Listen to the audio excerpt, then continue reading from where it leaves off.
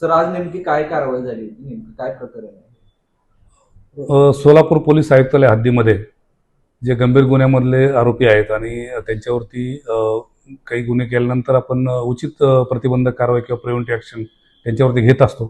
परंतु तरी देखील त्यांच्या वर्तनात सुधारणा होत नाही आणि त्यानंतर जर काही असे त्यांनी गुन्हे केले तर त्यांच्यावरती MPDA कायद्यान्वये स्थानबद्ध करण्याबाबत माननीय पोलीस आयुक्त सोलापूर शहर यांच्याकडून आदेश प्राप्त होतो आणि त्याप्रमाणे आपण कारवाई करत असतो.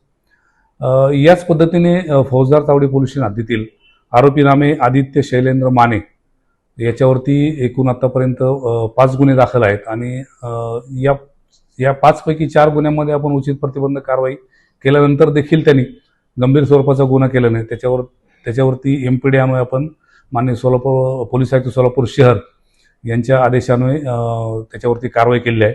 त्याचप्रमाणे दुसरा आरोपी आहे समर्थ प्रवीण कांबळे. याच्यावरती देखील यापूर्वी 3 गुन्हे दाखल आहेत आणि त्याच्या गुन्ह्यामध्ये आपण कारवाई केली, परंतु त्याच्या वर्तनात कुठली सुधारणा न झाल्यामुळं त्याच्यावर परत आपण एक गुन्हा घडल्यामुळं त्याच्यावर देखील MPDA अन्वये कारवाई केली.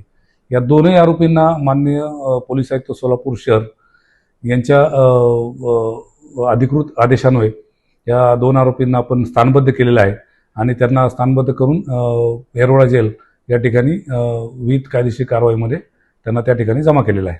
सर या दोघांचे नेमके गुन्हे कोणत्या स्वरूपाचे होते? या दोघांचे गुन्हे आहेत की लोकांना जबरी दुखापत करणे, त्याचप्रमाणे धाकट दबाशा दाखवणे, त्यामध्ये खंडणीसारखे गुन्हे असतील किंवा काही घातक शस्त्राने मारहाण करणे आणि कॉमन पब्लिक किंवा आम जनतेमध्ये दहशत पसरवणे अशा पद्धतीचे गुन्हे करतात. त्यामुळे आपण याच्यावरती ही कारवाई केलेली आहे. दोघेही युवक दिसतात सर अगोदर डबलची कारवाई. हो, मी जसं यापूर्वी सांगितलं, यापूर्वी उचित आपण प्रतिबंधक कारवाई केलेली आहे. तरी देखील यांनी कारवाई त्यांचे गुन्हे केल्यामुळं ही पुढची कारवाई आपण त्यांच्यावरती केलेली आहे. सदरची कारवाई माननीय पोलीस आयुक्त सोलापूर शहर यांच्या आदेशाने आणि लेखी आदेशामुळे तसेच माननीय पोलीस उपायुक्त परिमंडळ श्री कबाडे साहेब, माननीय पोलीस उपायुक्त crime Shri doctor Ashwini Patil madam आणि ACP राजन माने क्राईम यांच्या मार्गदर्शनाखाली क्राईमचे API घाडगे आणि टीमने केलेली आहे.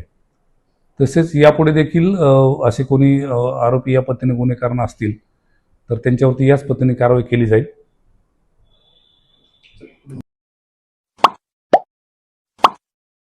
Like, subscribe, click on the bell.